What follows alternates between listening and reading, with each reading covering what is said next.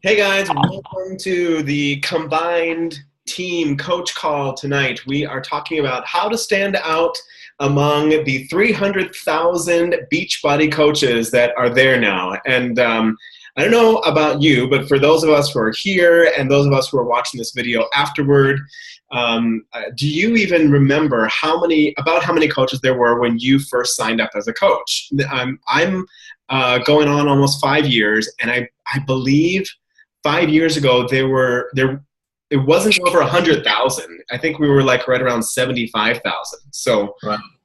do you guys have any idea about how many coaches there were when you were around in the beginning?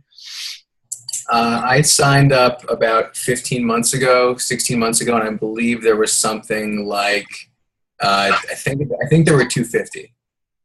Okay. I think. That sounds about right. Yeah. Yeah. Which is a little daunting when you sign on and then someone goes, oh yeah, by the way, there's 250,000 other coaches. Just 250,000. That. So this is a huge question that I know a lot of people are asking, a lot of people on my team are asking, and I just hear it a lot. With 300,000 coaches, how in the world do we stand out? There's this idea that what happens when the market gets saturated? Is it are we going to kind of chop up all the pieces that are available? Like, is this a zero-sum game? And then also, like, what if you have friends and like all your circle of friends? What if there are several Beachbody coaches all within that circle of friends all together? This is something that it kind of happens naturally, actually, because if you are attracting people who are similar to you, then you're going to be attracting other people into your challenge groups. They're going to turn into coaches, and they're part of your circle, and you probably have lots of mutual friends because you probably have lots of things in common. So, I mean, this is something that really is very real.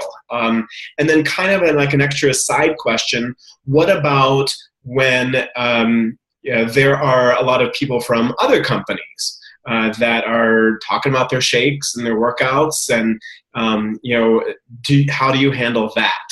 So kind of these are all like the big overarching questions that are summing up our conversation tonight. And my intention for tonight, I've got some thoughts and some questions that we can do some worksheet stuff. And then go away with some very clear practical steps that we can take and ways to orient ourselves so that we can stand out and shine bright like a diamond. I guess I'll quote some Rihanna. By the way, before this call, before we started recording, we were not behaving well. So make sure you're on the live call. I guess I'll just kind of get the ball rolling while you guys think about some of your own thoughts about this question. But the first thought that came to my head was, sure, maybe there are 300,000 coaches, but any one person doesn't know all 300,000 coaches. So, like, if you're going to be talking to somebody and they're, asking about your workouts, and then they'll say, like, oh, well, which coach should I go to? You or the 299,000 other ones that I know? Like, it doesn't happen. Maybe on average, somebody might know 5 or 10 coaches. I feel like that's kind of high, even. What do you guys think? Yeah. So it's not really as saturated as it kind of feels like it is when you say 300,000. I feel like I found out about, or I met other coaches after becoming a coach. So, like, I actually don't think I knew any Beachbody coaches before I found out about my upline. And then after I signed up, that was how I then began associating with seemingly every other coach in the world. Mm-hmm. So I think there's a lot of, it's like once you get into the community, then you, at least for my experience, then you start kind of meeting everybody. Yeah. I mean, I was so oblivious to all of those coach commercials after every single workout. I mean, I did P90X for like 5 months. Me too. What coaching was, because I bought it off, straight from the infomercial. So Yeah, I can't tell you how many times I heard the, I can help you, I'm here to help you, I'm here to, and just went whoosh, right completely, over my head. I had no idea. yeah, Mm-hmm. Which absolutely. is kind of weird. It means maybe they need to tweak their marketing a little bit, but. Well, I think by that time, since it's after the workout, you're exhausted and not Yeah, really. you're just, yeah, I literally couldn't see straight. Exactly. I mean, is that everybody else's experience here? I know, Pete, you kind of nodded your head when we talked about how many coaches there were and like if you knew lots of coaches with mutual friends. Yeah, I do have, well, a lot of mutual friends now that are coaches that I, met. And even in Lynchburg, like, I actually only know, I thought like the closest coaches were like a half an hour to an hour away, if not more. And then I found out there's like 3 right in Lynchburg. 2 went to my church, and I didn't even know they were at my church. Yeah. So like just because they were in a different class, different area of the church, different realm of life, than me. So I was like, where you go? Heather, and they're like, yeah, she's in my church. I'm like, I go there too. What do you mean? So it was just like, Yep. so. Yep. Absolutely. And Chad, how about for you? Yeah, I was completely oblivious to the whole coaching thing until you approached me. So I didn't know anybody that was involved at all. Yeah. So, and it would have remained that way if you had not said anything to me. Yeah. And I'll throw this in there too, that even just going away from my own experience, the experience of talking maybe like 3 to 5 other people that I've tried to like network with and approach. They've only that have known other coaches. They've only known one other coach. So it seems that from their experience too, it's no one knows all 300,000. No one even knows like you were saying, maybe 5 and 10 is actually a little bit high. All right, there you go. Thank you. If I can receive. Yeah, so that answered that question. Short call. Bye, guys. I've seen like there's a few people that I've seen like that I've talked to that I've noticed they've had at least 5, if not a few like mutual friends that are coaches, Mm-hmm. So yeah. And I'm like, oh, okay, well, Michael got them. All right. Yeah. I mean, Pete, you and I have a lot of. We've talked about this before. Exactly. So. Yeah. And and Chad and I, we've had instances where like we're both talking to the same person, and we're like, hey, relay, why don't you grab this one? Yeah. So. Well, throw one my way sometime here, okay? Yeah. We'll throw you a fish there. Yeah, throw me a fish. I like fish. Come on. So if somebody maybe knows 5 coaches, it seems to me that it really all comes down to the relationship that you have built with this person. And they are going to pick whichever coach that they feel most comfortable with, most connected to. So I think the big question is not how do you stand out, but how do you form that strong relationship? And that gets back to just being reciprocal, being kind, being generous, kind of like generating your own party in your own special way, and knowing yourself, which we'll talk about a little bit more in the future or later on this call. It's really all about relationship. But the question that really came to mind for me was not how do you stand out, but to whom do you want to stand out?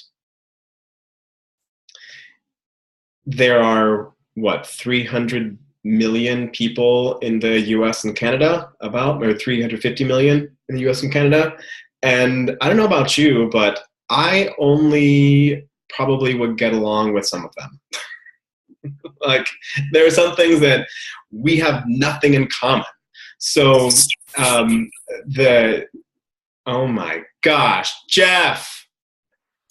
The Groovy. Is Jeff frozen? Is he frozen No, or just is he seeing how long there? you guys would take to ask that. That was perfect. Okay, go ahead. Perfect. Welcome. Jeff, just to catch you up, we're talking about how to stand out. And right now, actually, our question that we're considering is not really how to stand out, because we realize that any person probably knows maybe 5 of those 300,000 coaches. So it's maybe not as saturated as we thought it was. But the question is really, to whom do you want to stand out? You don't want just any customers. You want to, like we talked about this before, it's kind of like dating, like online dating. Just because, there might be 350 million other people in the US and Canada, and if you can't go on a date with every single one of them, like the date's not going to go really well. You have things in common with some people, and you won't get along really well with other people. So It's like Tinder versus eHarmony, right? If you want to hook up with a bunch of people and never see them again, you go to one. But if you want to have a meaningful relationship and build something, you go to another. This message brought to you by eHarmony. Swipe left, swipe right. So does that make sense, guys? Yeah, I mean, I think it boils down to your niche market. It's an efficiency thing. It's just you're not going to get everybody, and really you're going to make the most meaningful relationships with the people that you identify with and that identify with you because of similarities in who you are or your lifestyle or whatever. So it only stands to reason that you target just those people and just try to be I forgot the exact context that you put it, but try to appeal to just those people. Exactly. So Can I say something real quick, Michael, before you we're gonna make columns and lists, but while we're doing that, go ahead. So tag on to exactly what you guys are talking about, the focusing on your niche. I have tweaked the free eating groups to my free niche groups, basically. And clean eating is obviously a part of it. I don't call it that anymore. And after the first one is done, I will say we're going to move on to another one, and the other one's going to be a 2.0 kind of group where you need a challenge pack to get into. But the first one is all about my niche. And if people don't want to go, I keep putting more of the niche people in that free group. Right? But the paid group, the man cave, right? Like Jason, the man cave, that will keep cycling every month to keep it fresh. But the free group will get big, right? Anyways, continue. Well, and Jeff, you've been doing some really great niche work, I've noticed these last week or so, on the Dad Strong and the whole dad bod thing. Mm-hmm. Thank you. It's good stuff. Has that been fruitful, really kind of narrowing down into that niche? Yeah, it's been crazy. Like I'm getting followers, probably a handful of followers every day. I'm getting people adding to the group. When I first started on the May 11th, we had 13 new people join. It's been going fantastic. Like it's going nuts. And then I have other people who are not my niche ask me, and I'm like, well, if you're not a dad, you can't come in, but I could recommend you. It's good to do something else. And one person even said, well, I don't have any kids that I know of. I was like, that's really funny, but it's not really what I'm going after. And so inside the niche, I make sure that we don't, fitness is one of the things we talk about, but I make sure we talk about plenty of other stuff, because you can just beat a dead horse when it comes to fitness and health. And people are like, oh, you're the fitness and health guy. But I ask dad questions, and it's crazy thriving right now. So that's good. What is it called? Dad Strong, you said? Yeah. Cool. Copyright pending. You got your own podcast. Copy Dad Strong. Yeah. No, because the whole concept for me was like, how strong are you? Oh, I'm dad strong, right? Nice. I think it's great.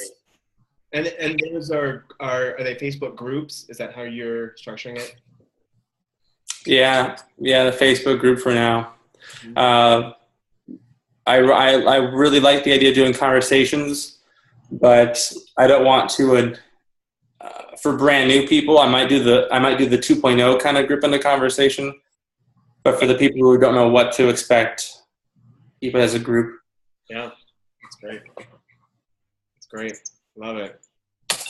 Cool. Well, I want to do a quick exercise that I found out, saw from Lindsay Matway. A couple of years ago, she did this really great talk at Summit, and we did a quick exercise.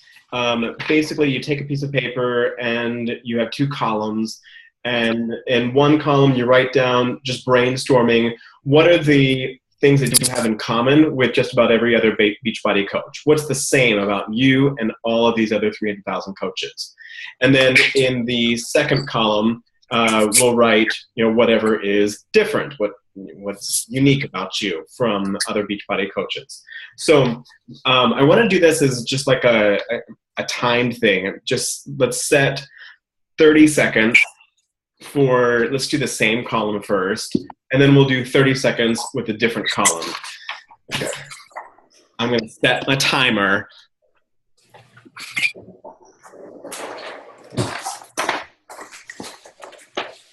Okay. Do you guys have paper? Can you pull this out?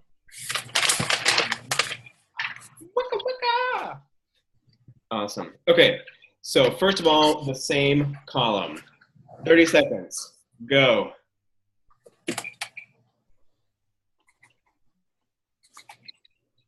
We need some brainstorming music. Da da da da da da da. Ba ba ba ba ba da da da da. Can't sing and brainstorm at the same time.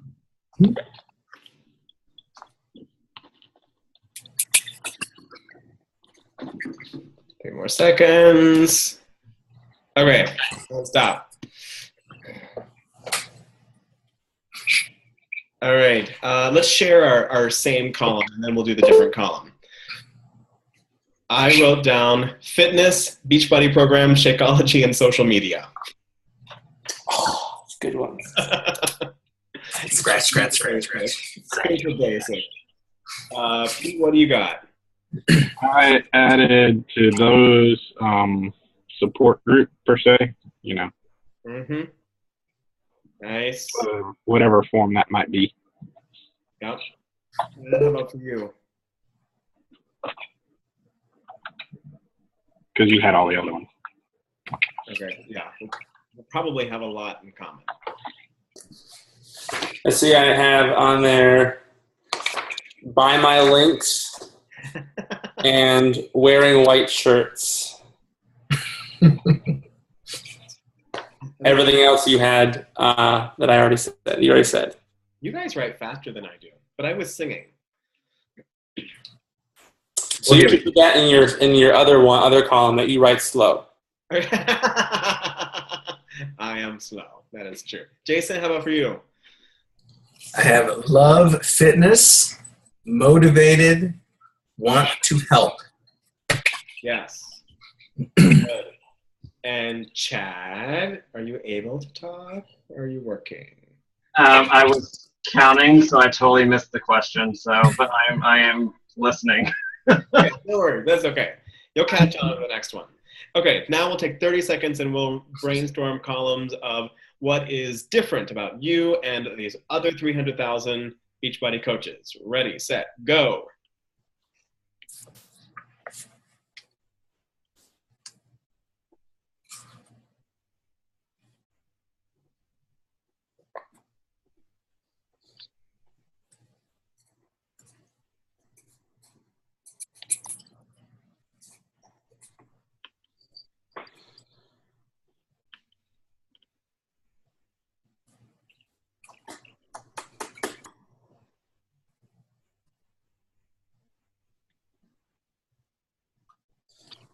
Okay, and time. 35 seconds. It was a fast 30. Yeah, yeah. Okay, somebody else go first.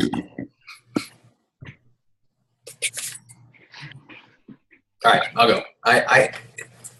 This is not what's different about from me versus everybody, but I think this is what's different about a smaller chunk of Beachbody coaches versus the many other Beachbody coaches, that offering actual content, driven, and not just posting about here's my thing, buy this. Actually wanting to like get deeper. Yes. Awesome. Short 30 seconds. Yeah, it's a lot. I have on there like a technology geek, elementary school teacher, musical theater, Batman enthusiast, and father. Yeah, I definitely didn't go personal enough.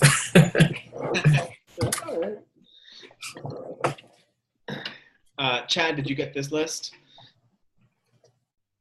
I mean, with my Instagram, I do fitness, food, and finance.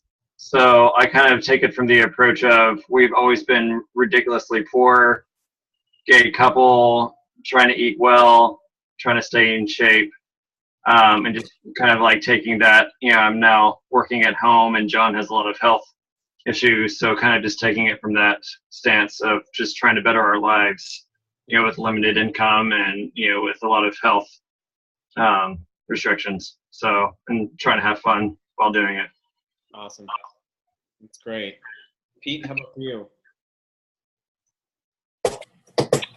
Let's see, I did like sound guy, I like computers, broadcast media, techie, camping, organized, single,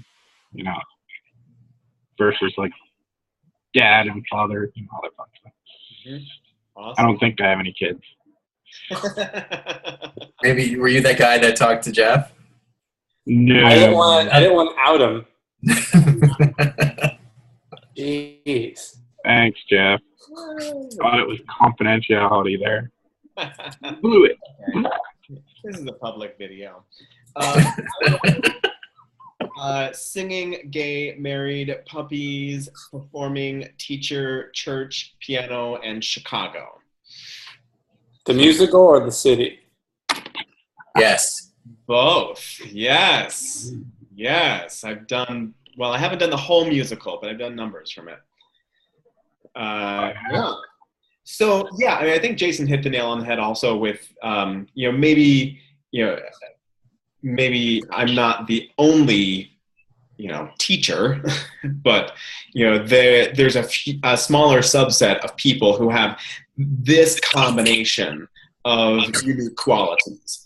And, if you put that together with the fact that we talked about maybe on the high end somebody knows 5 other coaches, the likelihood is those 5 other people are not going to have the same combination of unique qualities that we have. So it's all about sharing our uniqueness. And you see a lot of coaches on social media posting what we listed in the same column, and that's the stuff that just makes our eyes roll back, and everybody's like, ugh, here's that guy again. And rather than posting a lot about that, if we post our different column, that's what's creating these relationships.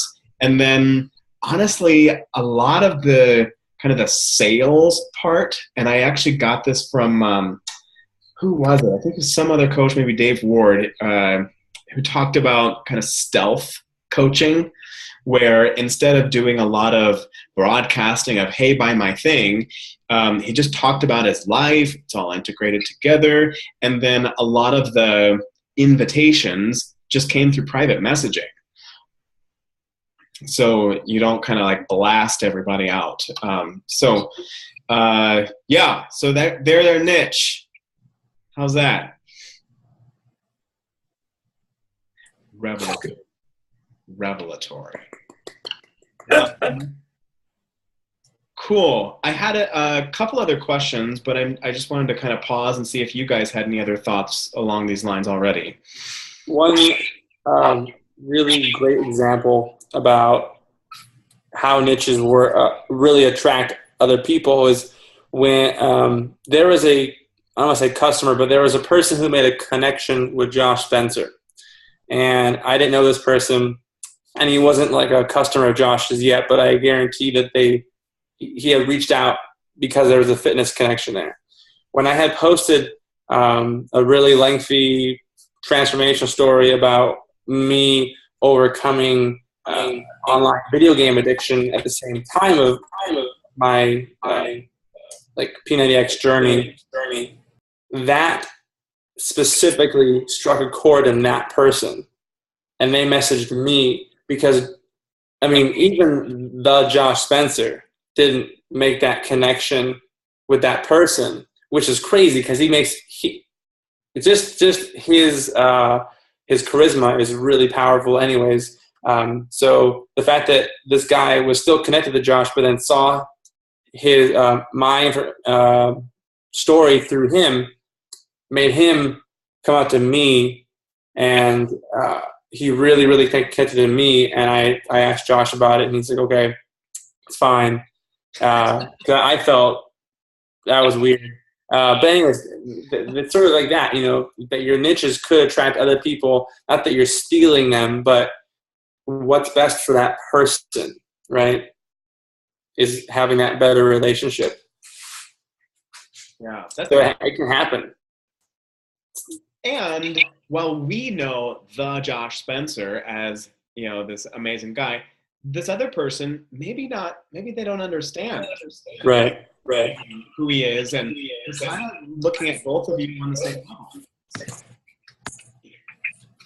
Yeah, I mean, before I knew who Josh Spencer was, when I was first starting out and just kind of getting to know everything, I mean, he was, to me, he was just an average guy. I mean, he's an average guy, but I didn't know him from Adam, and just like his way of speaking just sounded kind of folksy, and then you find out who he is, and you're like, oh my God. But you never know who's listening, you never know who's watching, and you never know who you're going to make that connection with. Like you were saying, Jeff, even if you're not necessarily trying. Like I had somebody, a recent customer of mine, sign up with me because he liked my light. I don't know exactly what that means, but he liked my light.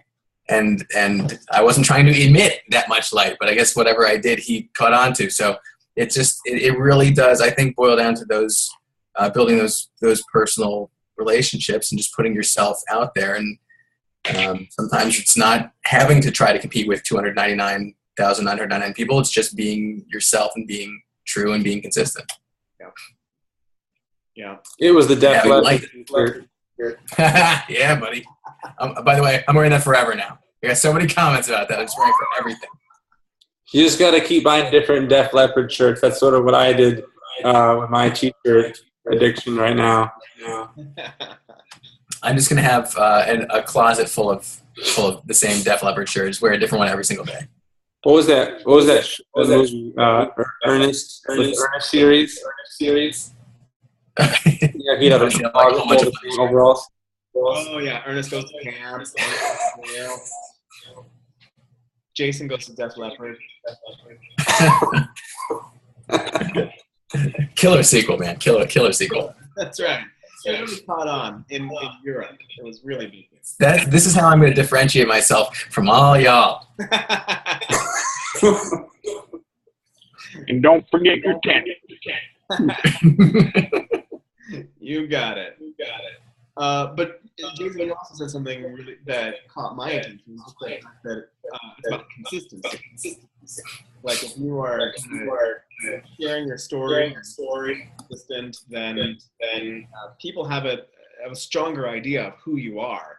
And if you do things that are kind of inconsistent with your message, then they're like, what's going on? I mean, if you're this health and fitness guy and then you're like always showing pictures of you stuffing your face with eclairs, then when you put your invitation out to like join my challenge group, then they're going to be like, I don't think I want to follow that guy.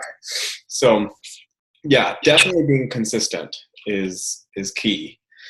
I have a couple other questions that I got from Celine Johnson's Marketing Impact Academy that I've been going through, that I paid a lot of money to go through. And I want to share some of those questions with you, if that's okay, because it really like zeroes in on what we're talking about in just an amazing way. So this is my binder. And I wrote down just a few of the questions. And it's all about what she calls finding your avatar, which is essentially this perfect customer, this lifer, the person that you really connect with. So the first question that we can consider is this. What unique childhood or youth experience might be driving your passion, competitiveness, and or purpose? What unique childhood experience might be driving your passion, competitiveness, or purpose? We're getting deep.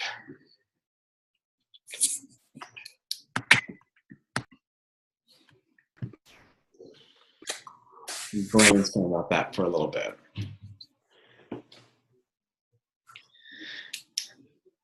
And I'll get us started as you guys are thinking, because I've had a little bit of advanced time to think about this question. Growing up, I was always very small, very short, and I felt like I was kind of an outcast because of that.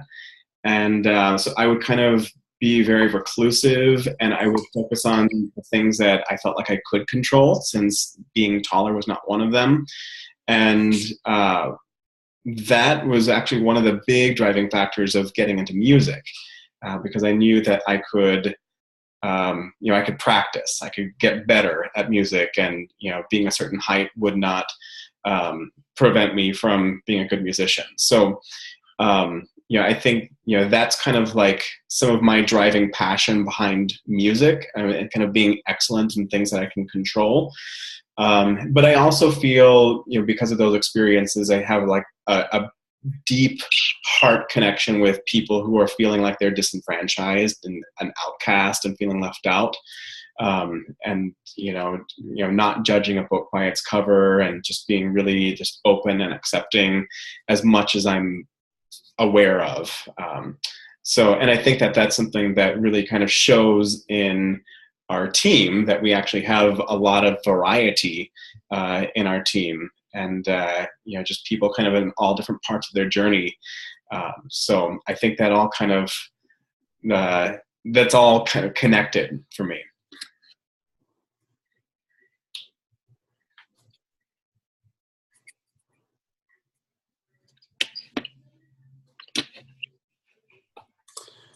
All right, I will volunteer to go next.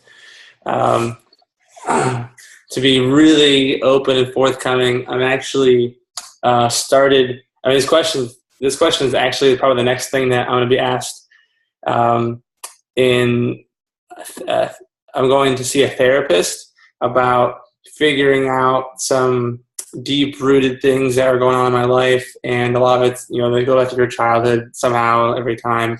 And I did it. That she didn't ask these questions, and the questions that she's asking are amazing. And I think this is probably the next one. And so I was thinking, like, why do I want to help people right now? And going back to my childhood experiences, I know that I was super shy and didn't really fit in. That's sort of what you were saying, Michael. And I didn't know what to say. And so I really liked scripts, because a script was, this is what you say. And I really liked karate, because they said, this is what you did. And here are the expectations of you. Do this move. Here's a script. Say these words. And so I was like, okay, I'll just take it, because I don't know how to fit in. And so I would take these things like karate and acting scripts and then do them. And karate sort of led me on a path because of that. And acting led me on a path. Acting also let me become someone I wasn't, anyone I wanted to be, if I didn't fit in. and it didn't matter because everyone had to play their part, and I fitted in with them because of that. And I don't know why. I have to really think about this. I don't know why I really wanted to teach people and help people. Maybe to change their life, maybe to prevent them from going through what I went through, or to make some sort of long-lasting impression to prevent some sort of pain. Or I'm not sure. Maybe that's what it is. But I know also I was when I moved my freshman year in high school, I was bullied like crazy because I had moved from Northern California near San Francisco to a small town in Ohio. There was like a grocery store, and that was it.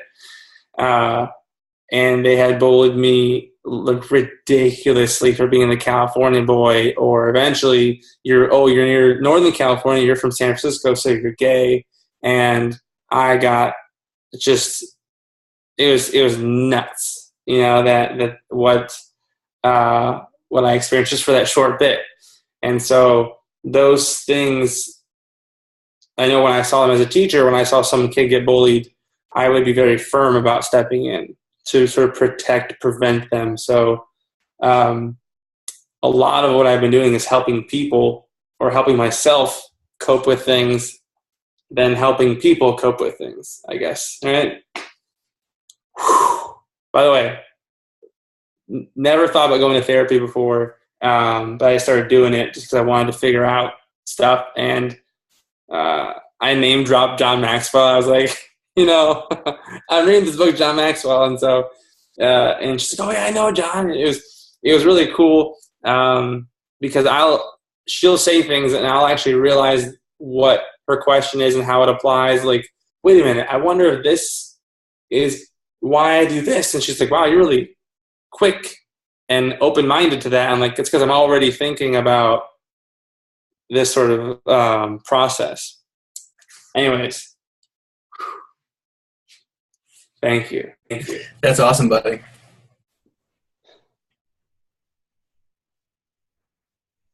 All right, I'll go next. Really quick self-analysis, just trying to think of an answer to this question. But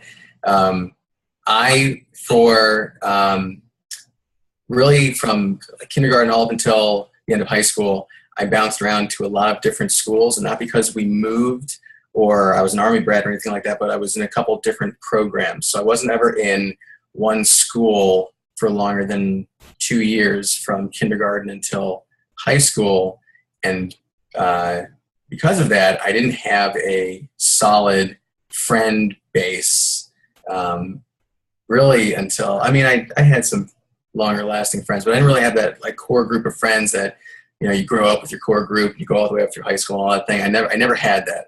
And so I think as a result of that, I have come to really appreciate anything that you can kind of stick with and that lends itself to stability and consistency. And so I think that's one of the reasons why I got into fitness, because it's something that you can attach onto and you can stick with it and you have control over it. And the more that you put into it, the more that you get out of it.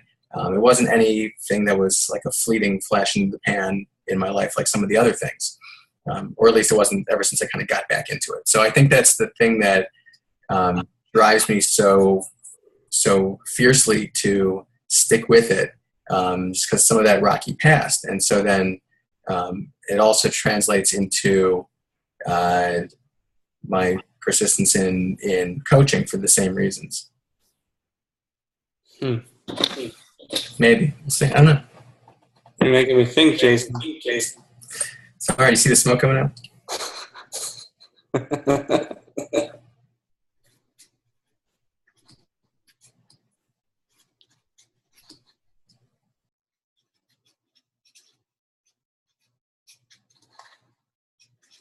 Okay, let's see. I was jotting down some as Jason was talking to, so multitasking, So, let's see. Growing up, I was the shy, quiet, the good student, the teacher's pet, or name that, even though I was quiet.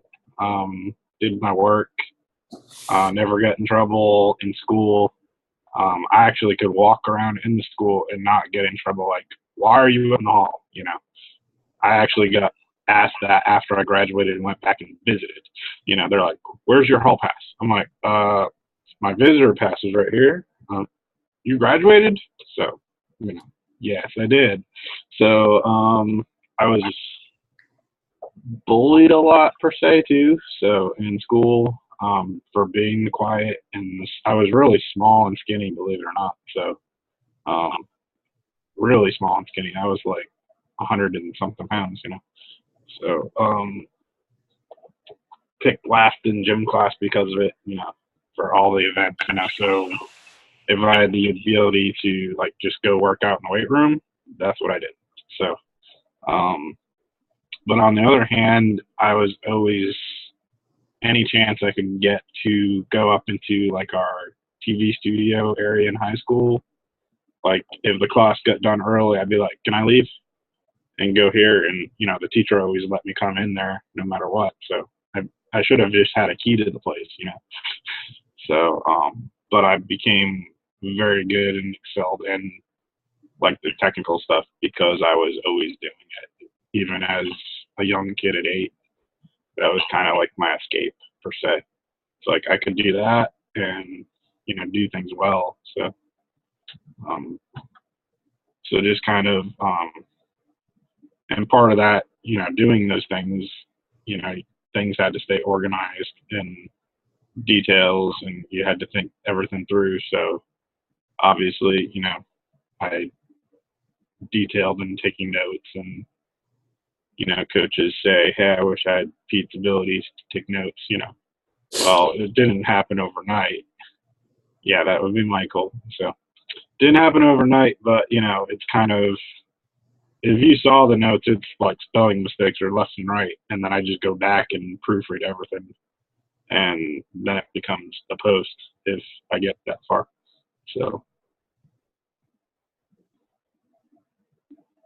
that's kind of it, but, you know, still resolving some of the stuff of where it goes from here. So.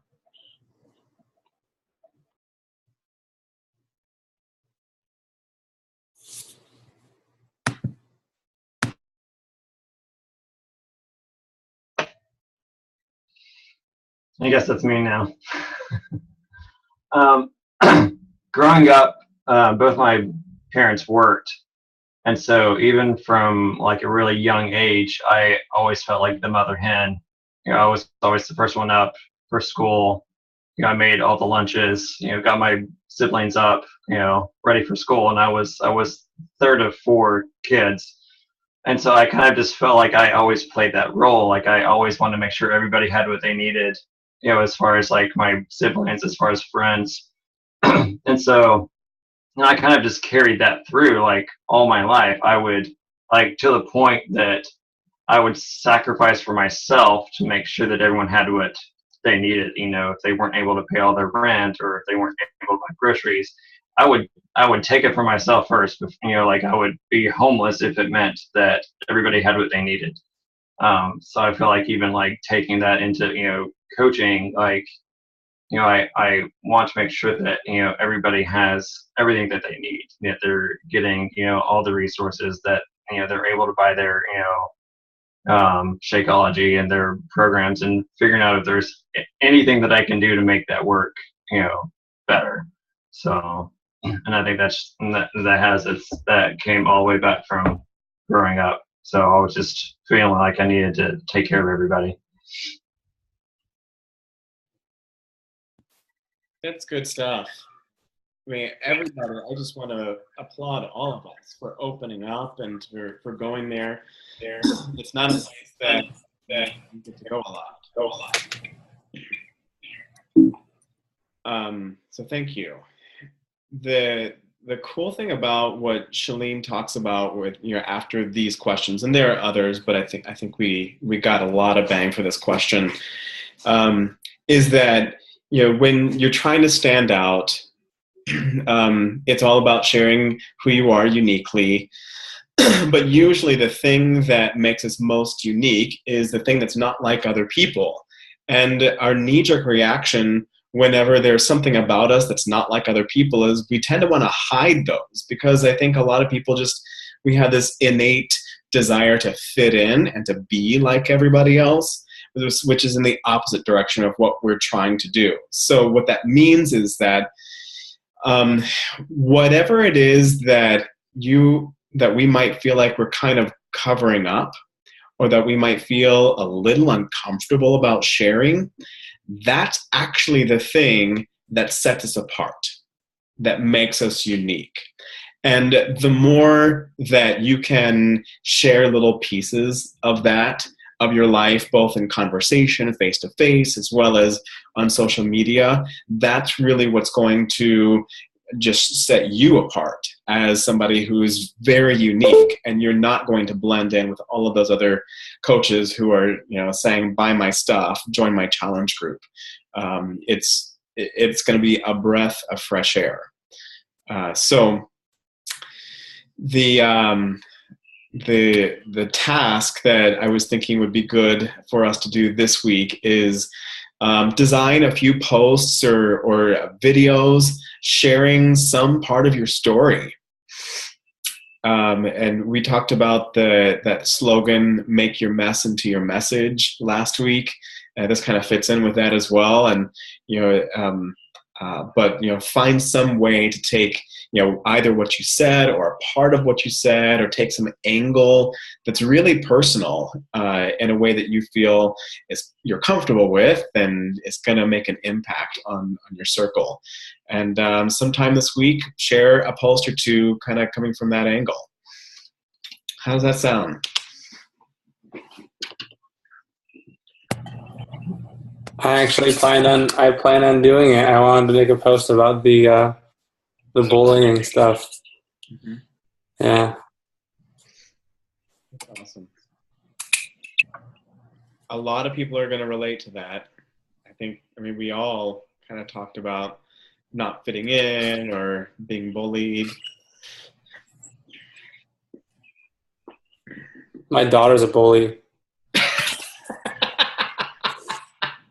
It's still listen, Jeff, you stand up to her, man. You stand up to her. Right. Nip that in the butt. You don't have to take that. Was it you, Jason, that posted something about what your daughter said about give me a few minutes? Yeah. I'm really 21 months old. That was priceless. That was good. But yeah, Michael, I like that idea. It's very revealing and putting yourself out there. I think it's you got to find a way to make it. I don't know, just applicable to so many people can kind of attach to it. I like that. I'll have to work on that for this week. Yeah, and that's a really good perspective on it. That you're not sharing just to air dirty laundry, but you're sharing for the purpose of probably connecting with other people who've had that. Right. Yeah. Exactly. Yeah, and that's exactly what Amy Silverman started doing. Yeah. Sharing all the stuff about her. Exactly. Well, that was pertinent. Right. My feet smell real bad. I can see you're saying that, though. Yeah, that's true. Yeah. Cool. Yeah. Good. So that's all I got. Any other final comments or questions? Did you guys like the Maxwell call? We did. Actually, did you get the message I sent you, Michael, last night? I did. Yeah. I'll get back to you tonight. I haven't gotten a response yet, so obviously you're pondering still. Yes. Obviously, I think there's several. Obviously. I think if there's one message that I would, my final thought, if you will, my Jerry Springer final thought is the specter of 300,000 coaches is a heavy one. That whatever you think about it, don't let it stop you doing what you do. It's very easy to use that as an excuse to just kind of say, well, it's not worth doing anymore. Whether it is an issue, whether it's not an issue, push forward. That's what I'm doing. There's no use sitting and think. You can think about it all day long, but at the end of the day, you still have to go out. You still have to build those personal relationships. And I was talking with another coach buddy of mine, and we were he did the math, so I cannot verify it, but he did the math, and to build a significant business in this business, it doesn't take all 350 million Americans and Canadians combined. It doesn't actually take too much. So, even if the pie is being split up amongst the small percentage of total coaches that are actually pushing this business, there's arguably enough to go around. So just stay the course and continue going, and we can, talk about this issue till it's blue in the face, but that shouldn't stop you from doing what you should be doing, which is reaching other people and helping them. Amen, brother. That's good. I couldn't sum it up better. All right, thanks, guys. All right. Thanks so much for joining. Appreciate it. And thanks, everybody. I'll post the video.